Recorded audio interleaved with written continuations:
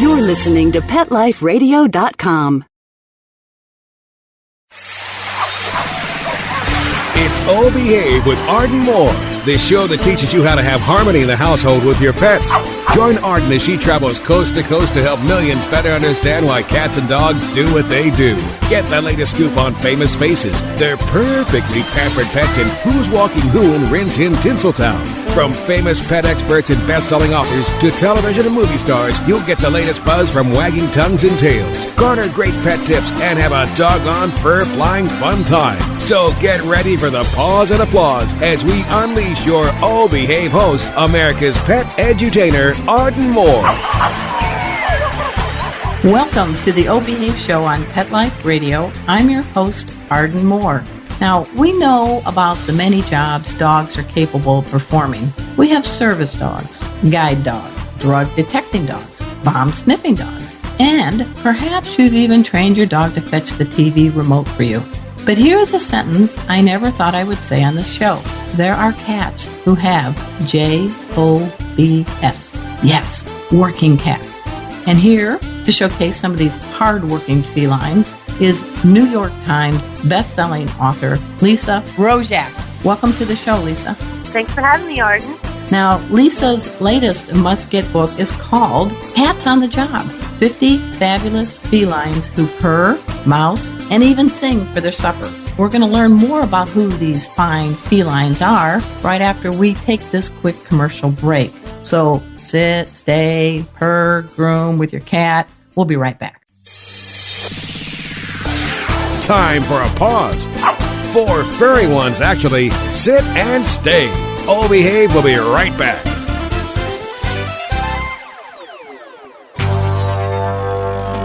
It's DesignerPetSweaters.com. Hand-knitted designer sweaters for your precious pup or cool cat. Beautiful couture patterns for your pets, including custom-knitted formal wear, casual wear, yachting, and even sports-themed. Many designer pet sweaters include feathered tammy hats, top hats, and a lot of sparkle.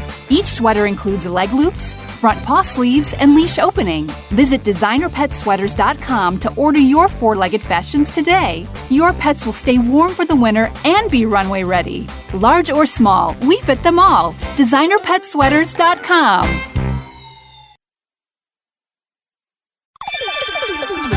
Let's talk pets on PetLifeRadio.com. Oh Behave is back with more tail-wagging ways to achieve harmony in the household with your pets. Now back to your fetching host, America's pet edutainer, Arden Moore. Welcome back to the Oh Behave Show on Pet Life Radio. I'm your host, Arden Moore. We're welcoming New York Times bestselling author Lisa Rogak. Now, when it comes to being an author, she definitely has range. Her books have included biographies on President Obama, Stephen King, and Jon Stewart, as well as war dogs, and now cats with jobs. Lisa's here to discuss whiskered workers, cuddly co-workers, profiled in her latest book, Cats on the Job, 50 Fabulous Felines Who Purr, Mouse, and Even Sing for Their Supper. Let's dive in, Lisa. I mean, really? Cats with jobs? What inspired you to write a book about this topic? Well, after my first animal book, which was Dogs of War, which came out in 2011, we did a follow-up book called Dogs of Courage, which was about other kinds of working dogs besides that were not in the military. So we had service dogs, therapy dogs, science sniffer dogs, actor dogs. And so that book did well, too. And so I thought, how about doing a book on cats with jobs? And of course, it started off as one big goof, but then I started to do some research and dig in, and I actually found some bona fide, hardworking, non-goofball cats with jobs. And so I suggested it to my editor. He said, sounds fine. I found some pictures of the working cats, which, of course, numerous pictures showed the cats fast asleep. But they're still on the job. Well, they do sleep a lot, yeah. Yeah, they're still on the job. I mean, napping is part of the job description for most of the cats that I profiled in the book. And so things just kind of went from there. And I also interviewed you for Zeki. Okay, so we're having issues with pronunciation. Yeah. Was Zeki's name pronounced Zeki or Zeki or? It's Zeki, like, oh, Zeki, you're so fine, you blow my mind, how's Zeki? Yes, Zeki was a teaching assistant cat and that I found for the book. And when I first started doing, making my list, there were several categories that I really wanted to be in the book, and I couldn't find them, or I couldn't get great pictures of the cats. And for instance, for Zeki, the picture of him willingly wearing the blue cone of shame, I mean, that's a great picture. Well, Zeke's a girl, but yeah, she did wear that medical recover collar. I told her it was her blue bonnet, that she looks very fashionable in it. With cats, it's all about, it's all in the phrasing. Yeah. It's a blue bonnet. And then the picture of Zeki, performing CPR on the stuffed dog was just hysterical. But that's a serious picture. So she was into it. She was actually at a dog boarding facility, seriously, a cat, showing no fear, all 9 pounds. And I was giving a talk, as people may know, I have a master instructor in pet first aid and have the only teaching cat. And when Zeki was there, I was trying to tell the students, now here's how we do the compressions to perform CPR on a dog. And they all started laughing. And I said, what's going on? They go, turn around. And there was Zeki on the demo dog, kneading on the heart. Lisa, I have a video of it too. And so I put that in my presentation. So I tell people, if a cat can do CPR on a dog, you have no excuse. Oh, great. Yeah, so, I found you. I mean, I've known you for a while anyway. But then, you know how you write a book and you look through it and you think, I should have put this in that order and that in this order. I'm now seeing that the dog trainer cat, which appears earlier in the book, that's with Cheeto, Cat Albrecht of Missing Pet Partnership. Zeki and Cheeto would have been great next to each other because Cat trained Cheeto to serve as a dog trainer, to basically serve as the target cat for dogs to find when she was training her own dogs and other people's dogs on how to search for missing cats. Right. And again, it has a great picture. There's a picture of Cheeto in a cat carrier up in a tree looking out. And, and then that's another thing about, people are a little bit always in disbelief when they first say, cats who work. And a lot of times they also respond the same way when they say cats like dogs. I mean, we all know about cats who both love dogs and who, are stereotypical with dogs. But, Zeki and Cheeto were both off the charts, I guess, in several rounds. Well, yes, and I love that picture of Cheeto up a tree in a carrier. And if you look at the picture, because everybody's going to get this book, Cats on the Job, right? It's a no-brainer. You got to get this book, listeners. Of course. The cat looks so calm and relaxed and, most of all, confident. Yes, definitely. And confidence is a very important, it's almost a vital personality trait for a good number of the cats profiled in the book, from Carlo, who's the firehouse cat, who actually lives and works in a firehouse in New York City on Manhattan's Upper East Side. And Carlo is actually quite famous because he has his own Instagram account, which is how I found him, in order to interview him and his owner and to include in the book. The number of cats, like I was saying earlier, I made a list of possibilities for the book. And then once I started digging into research, my research led me to categories which I would have never been able to make up, in a whole year of research, like nurse cat. Like, again, there was this cat named Popeye who was unadoptable. He lived at the Indianapolis Humane Society, and basically he started to hang out outside the veterinary surgical suite every morning, and they would put the dogs and cats and puppies and kittens coming out of surgery on the floor to recover. And Popeye just kind of waltzed right in and created his own job and would serve as a comforter and hot water bottle, in a way, to these animals coming out of surgery. And the veterinary staff and the shelter staff there said that these animals recovered much more quickly. Yeah, let's talk a little bit about Popeye, Lisa, because that was one of my favorite tales, pardon the pun. And if you look at the picture of this beautiful cat, this cat has had some health problems. In fact, he had some kind of an injury, I guess, to his right eye. So he's a one-eyed working nurse cat.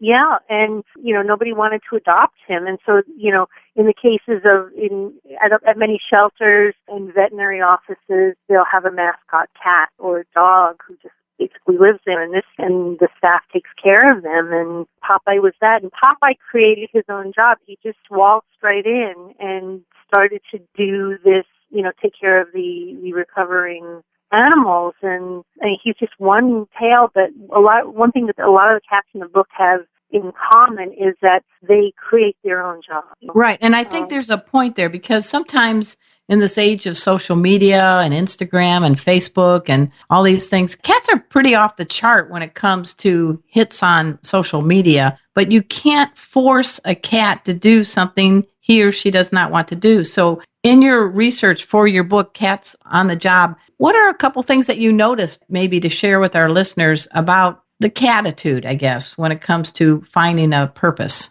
Well, it was kind of a two-way street, Arden, I think, between the people and the cats, whether the cats just kind of showed up one day or whether they were already part of the fabric and then they decided to create their own job. A lot of the cats in the book initially started their jobs because they were brought in by humans to keep down the rodent population. And in a lot of the cases, once that was taken care of, which usually in a lot of instances happens very quickly after the cat is brought on the premises, because the mice and the other rodents can smell the cat, they're not going to want to come on to the premises, No. And so the cat either becomes just a fixture or looks around for something else to do. And so that's what happened, like the weather observer cat at the top of Mount Washington here in New Hampshire. I mean, when the observatory first opened back in the 20s and 30s, they always had cats because they were little more than shacks back then, and rodents had a field day essentially.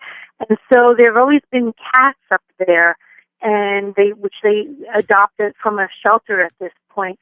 And so there's still mice and vermin up there, but people expect there to be a cat at the observatory. Now, and books have been written about the previous cats, and Marty, who's a black long-haired Maine Coon, is the current Summit cat? feline resident. Yes. Well, on this one, because I'd like to be able to spend a little time with a couple of the ones like you're mentioning, we got to give people an idea about these cats. Let's take an example, the weather observer cat. There was Nin and now Marty, but this summit is up 6,288 feet up in the air. That's more than a mile. Right. I mean, where did these cats come from? Heaven? No, they get them from a local shelter down in North Conway, and they have to screen the cats because, it's a tourist attraction. There are people coming up. Not only are there a lot of tourists who come up and hikers in the summer, but the weather station up there's a radio station, there's transmitters, it's not just a bunch of shacks like it was in the 30s and 40s. And so these cats, whoever they adopt and bring on as a feline employee, has to be good with people. And there's also a full-time staff. Because it's so hard to access in the winter, the employees will go up for a week at a time and then go up and come down in snowcats during the winter. And so the cat is actually, this is a great little factoid about the observatory cats. The cat is the only employee who does not leave the mountain. The only time the cat will leave the mountain is to go to the vet. And I recently heard a few months ago when Marty had to go to the vet, he was very unhappy to leave the mountain because that's his home. His ears were probably popping too as he descended. Yeah, exactly. Poor kitty. So, you can't give him chewing gum. Right. But Marty, helps attract tourists, but also the educators up at the summit will do live internet shows to school children around the country. And he'll be giving his talk and demonstrating with some of the equipment and everything, and Marty will do a photobomb. Marty will either show up in front of him, or there was one case that I mentioned in the book where Marty was kind of playing with a catnip mouse in back of the human employee, and the guy didn't know why everybody was laughing on the other end until he turned around and saw Marty, playing with the mouse. People talk about dogs having a sense of humor. I think cats definitely have a sense of humor. They're just more subtle about their humor. They're not doing puns like dogs. They're kind of like they have a very dry sense of humor. And like you say, photobombing, that's kind of a feline art. Yes, definitely.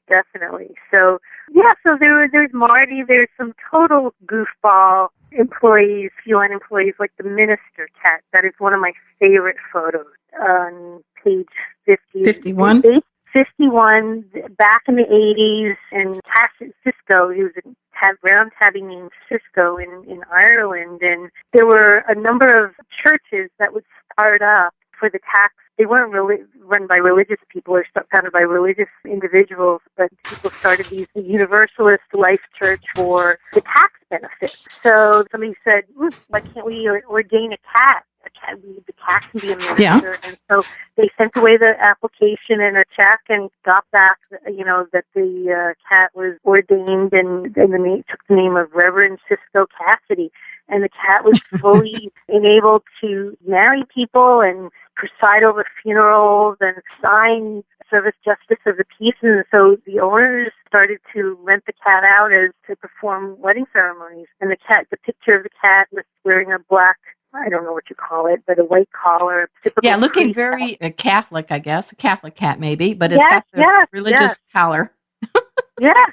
And so, but, And he looks serious. He does look serious and spiritual. And the bride looked really happy. So, it was just so amusing. I laughed constantly during the research of the book. And, they're my all-time favorites, the Pizza Hut cats from Japan. We're going to find out a little bit more about a few of these cats profiled in Lisa's book, Cats on the Job. But we got to take a quick commercial break. And Lisa, I do want to talk to you because I admire your range as a researcher and a writer. And I want to talk to you about some of the other books that you've done and maybe what's up on the docket next. So everybody, just sit and stay. We'll be right back after this commercial break. Time for a walk on the red carpet, of course. All Behave will be back in a flash right after these messages. Looking for the best advice on pet health, safety, and travel? Connect with the Pet Lady. Dana Humphrey, also known as the Pet Lady, will surely be in a city near you real soon. She will be spreading the good news for pets and pet lovers, from tips on dog and cat care, pet industry trends, and the best events for you and your four-legged family members. Need a great gift idea or insights on the hottest pet gadgets? Simply follow the Pet Lady on Twitter at Pet Lady World. You can also learn more at The Pet Lady at thepetlady.net.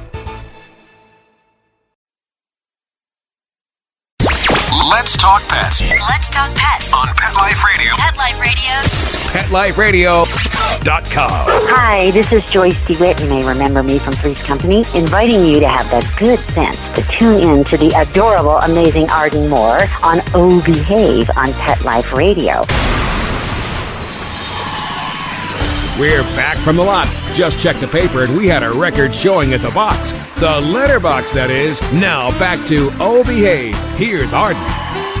Welcome back to the Oh Behave show on Pet Life Radio. I'm your host, Arden Moore. We're talking about cats who have jobs, and not just the mousers. We're talking about cats that perform in churches, in hospitals, pet first aid, helping dogs. I mean, you name it. The range is amazing. I know cats have 9 lives, but as Lisa pointed out in her books, there's 50 different jobs portrayed in Cats on the Job book that she's authored, and she had to narrow that field down. Lisa, how's the book going, and how do people get their paws on a copy? Oh, the book's doing fine. It just came out a few weeks ago, and they can go to Amazon. They can go to their local bookstore and place an order. In fact, a week ago, I had a book signing with the Bookstore cat down in Massachusetts. And that was a hoot. That was, the bookstore owner put together a paw print rubber stamp with Boswell's name on it.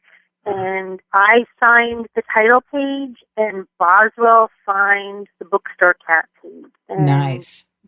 Well, I'll tell you what, Lisa, I'm based in Dallas now. If you're ever in the Dallas area, I would love to have you come and we would do something and promote you and all that. It would be kind of fun to have you sign your books there because I work with a lot like the SPCA of Texas. So just keep it on your docket. If that's something that would happen, we would welcome you. Will. I just moved there from California, so I know the whole lyrics to Deep in the Heart of Texas. So I wanted to feel like I belonged. This was your first venture for felines, but your range with the two-leggers is pretty amazing. 3 different genres. We got Stephen King, President Obama, and Jon Stewart. I mean, tell us a little bit about those books and how you got to create these books. You've got Barack Obama in his own words. I think your biography on Stephen King was called Haunted Heart. And I love the title for Jon Stewart's Angry Optimist, The Life and Times of Jon Stewart. So tell us a little bit about how you were able to do these books.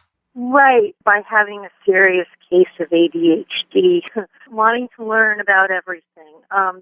That kind of explains why. So you're more curious than a cat. Yeah, I need my afternoon nap, but I don't need as much sleep as a cat either. But I've been writing books since the late '80s, and I've been writing freelance full time since the early '80s, and so I don't like to stay on one beat for that long. I've written about everything under the sun over the years, both in books and in magazine and online articles. And I did 6 biographies, including Jon Stewart and Stephen King and Shel Silverstein. And the President Obama book was a quote book. I live in New Hampshire, and so every 4 years we have to suffer the yahoos who come traipsing all over the state. Yeah. During the primary season. The primary really never ends up here.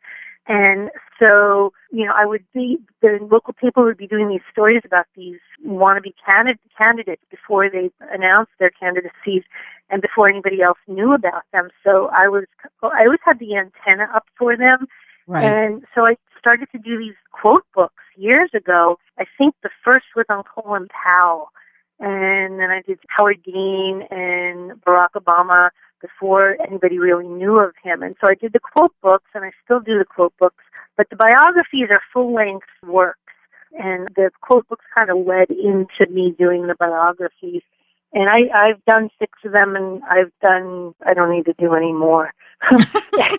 There's no challenge in it. I don't learn, and I learn about the person, but I don't learn anything about, writing and structure and research. And so I got into I started the Dogs of War, which was about military working dogs. That was my first animal book. That came out, and that still sells well. And so I'm working on a second military working dog book now. Dogs of War was straightforward prose. There were photo inserts in it and everything, right. But it wasn't laid out like Cats on the Job where the pictures pop. The pictures are front and center, and I think I already mentioned that if I couldn't find a picture, but I loved the subject of a cat, like I wanted to put in a funeral cat in the book, in Cats on the Job, a cat who was kind of a grief therapy cat and lived at a funeral home, and the people who were mourning and planning services, this cat would comfort them and they would feel better. And I found one, I found 2, but I couldn't find pictures that were good enough. And so that kind of served as a screening process for Cats on the Job. But so what I'm doing with the next military working dog book is we're going to format it exactly like Cats on the Job. 50 different military dogs and lots of pictures, sometimes like 4 or 5 pictures, but not limited to military working dogs. But one thing that has come out of the whole interest in military working dogs are dogs who, regular non-trained military dogs who are trained to become service and therapy dogs for disabled veterans. So I'm profiling some of them. Also, a lot of the soldiers over in Afghanistan and Iraq have brought back strays. And so now there are several foundations that exist to bring back these strays from military bases overseas. So I'm just starting work on that book. But I also have another book coming out in May profiling the library cats who appeared in Cats on the Job. And those Baker and Taylor were famous library cats. The library wholesale company called Baker and Taylor used these two Scottish folds as their mascots. And they became very, very famous in the 80s and 90s. And they lived in a little library in a teeny town south of Reno called Minden. And I interviewed, basically the book is essentially Jan Louch's memoir, and I interviewed her and a lot of people and dug through the archives, and it is her story that we co-authored it together. And so that's coming out in May, and that should be a big, exciting book. The publisher is excited about it, which, as you know, is always a good sign. Right. And you know that there'll be at least one library that's going to be promoting your book. Yes, definitely. So, and it's the story of the cats, it's the story of Jan's life, but it's also the story of how libraries have changed since then, because, when they first got the cats back in 1983, high tech, there was very little technology in libraries, and one of the jokes was when CDs first appeared on the scene, the librarians at the Douglas County Library stared at it and said, is that a drink coaster or a Frisbee? So it was a fun book to research, but it was very, very different from any other book that I have written so far. But we look forward to seeing this book, Lisa. And I think listeners deserve and need to know that in addition to your amazing range as an author, you weren't somebody that just has worked at the same job 9 to 5 for all your life. I mean, share a little bit I'm really curious about you selling funeral equipment and being a hearse driver and a monkey spoon collector, but let's do a rundown of the occupations beyond New York Times bestselling author. Again, it goes back to the ADHD. I have taken little breaks here and there from writing because, it's very, very intense. So I actually bought and sold old funeral equipment for a couple of years back in the early 2000s. And that, again, I researched, and I have an unfinished novel set in a drawer based in a funeral home that I will get back to some revising and rewriting and bringing to the light of day at some point. But, I've always been interested in the weird stuff. Yeah. Obviously, right? Right. No, but I love it. I mean, you would be the perfect person at a cocktail party. I wouldn't even have to have a drink in my hand. I'd be fascinated by talking with you. Yeah, there's too much in this world that I'm curious about. And when I was a kid, actually, I didn't go to college. I didn't like writing. I didn't like English. I liked puzzles. And I liked reading, though, and I would read the help wanted ads and always be able to project myself into every single job. And I couldn't, and I think that has helped me as a writer because I'm able to project myself into other people's lives, and I'm genuinely curious about what the day-to-day life of a garbage collector is. Not so much about a lawyer because they need to be at a desk. I've never been, even though I spend a lot of time online and at my computer and at a desk, I can come and go as I please. Even when I'm under a deadline, I don't have to answer to somebody else except when there's a deadline. But it's also my self-imposed deadline in a way. I think that's a good point because I've written about 30-some books, and I was a newspaper reporter for 20 years, and I'm like you. It's like, yeah, you're behind the keyboard, but you don't have to punch a clock. Right, and we're calling the shots, and you and I probably put in more hours of intense work and actual brain time than somebody. We might be doing that maybe 3 or 4 hours a day, and that's a lot. That's a long time to be actively engaged with with thinking and problem solving and puzzling out, like, where does this profile belong in this book, or how do I puzzle, what's wrong with this paragraph, stuff like that. Well, your analogy of the puzzle, putting pieces together, is right on target. because when you are writing a book, you're almost like an orchestra conductor. You're making sure all the parts are in harmony, and what you said in chapter 1 doesn't conflict with chapter 2 or whatever. But the pieces of the puzzle, yeah, you've got to put them in the right order. Exactly. There's also a magic and a mystery to it. After I finish a book, I look back and I think, how did I do that? I have recollection of doing it, like with the Baker and Taylor book. I interviewed so many people, and I interviewed Jan for days, and I was able to, there were always these little turns of phrase or these little cute little anecdotes or these heartwarming stories that these people had that I always thought, this belongs somewhere. I don't know where. I'll put it in another file of miscellaneous stuff. And I know exactly. It's when you're writing the book, a book like that or any book, you have to be down in the grass at that level, and you have to also have in the back of your mind the arc, the tops of the trees, and be able to place where these different stories go and where they belong. And again, like I was saying, I thought, I could have put the dog trainer cat next to your cat, and you're always going to look at old books that you've written and say, I wish I could still change that, but of course you can't. Otherwise, yeah, but that's okay. I think it's good because we strive for perfection, but we don't get to perfection, but we get close to it on some books like you have, Lisa.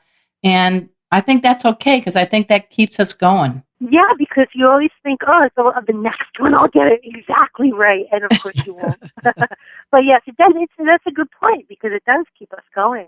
On a personal note, Lisa, I do thank you. You did a perfect job of capturing the essence that was Zeki, America's first pet safety cat, and I really was touched because she had quite a following and she helped a lot of people, and we would go to the military hospitals when I lived in California, and she would just sit on the laps of the military's wounded and just purr, a very gentle purr. And there was some connection that she had with them. So she was not only helping us in Pet First Aid, but I think she helped a lot of people. And you captured her well. And I'm laughing because you even got in a mention of her successor, my orange tabby, who is longer than an accordion, named Casey, who has been the last year being the pet safety cat. And he's a clown. He's a class clown. And we've taught kids in SPCA of Texas, and we're going to be teaching some seniors in Allen, Texas, and other places. And this cat just walks in and has never met a stranger or a strange place. And his purr is loud, like a diesel, but he does dog-like tricks. And I think Zeki is kind of channeled saying, dude, you came into this, you got a job, and it's to help people learn pet safety. So I don't know if he's stoked about it. He saw his name in print. He was pretty cool. I just wanted to tell you he gave you a big paws up. Oh, great. Thank you. I mean, this is what it's all about because people don't expect to see, first of all, you walk into a hospital or you walk into an office or a distillery or some tourist attraction and you see an animal there, a dog or a cat. Well, if you see a dog there, your mood's going to lighten up, which also means the staff, their mood is permanently lightened, during the course of a regular working day. If they have a bad day, they can always turn to the dog. But with a cat, when you see a cat in a workplace, that makes a lot of people do a double take, and they don't understand it. And then when they are able to pet the cat, experience the cat, and see how that affects just the presence of a cat, even if it's sleeping 18 hours a day on the job, it still changes people's perceptions and perspectives of whether you're a visitor, client, a customer, or a staffer. And, you just perfectly described with Zeki sitting on the laps of the veterans. I mean, it's so little and it's so simple, but it has such a huge effect. And that's one thing, I like to say, it was such a goofball book to do, but again, that's what it's all about because just the presence of the cat in the workplace.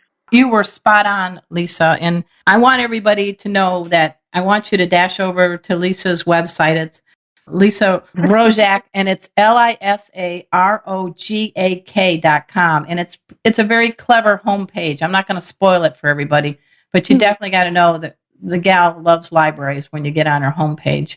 Again, her book is called Cats on the Job, 50 Fabulous Felines Who Purr, Mouse, and Even Sing for Their Supper.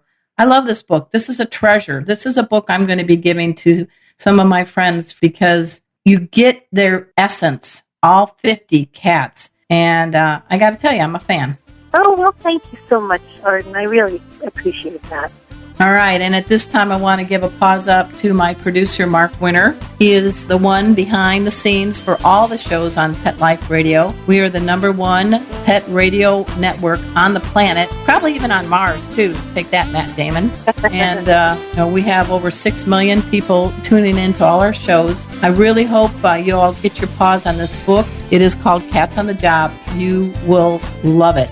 And until next time, this is your flea-free host, Arden Moore, delivering just 2 words to all you 2, 3, and 4-leggers out there. Oh, behave. Coast to coast and around the world, it's Oh Behave with Arden Moore. Find out why cats and dogs do the things they do and get the latest buzz from wagging tongues and tails in Rin Tin Tinseltown. From famous pet experts and best-selling authors to television and movie stars, you'll get great tail-wagging pet tips and have a fur-flying fun time. All Behave with America's pet edutainer, Arden Moore. Every week on demand, only on PetLifeRadio.com.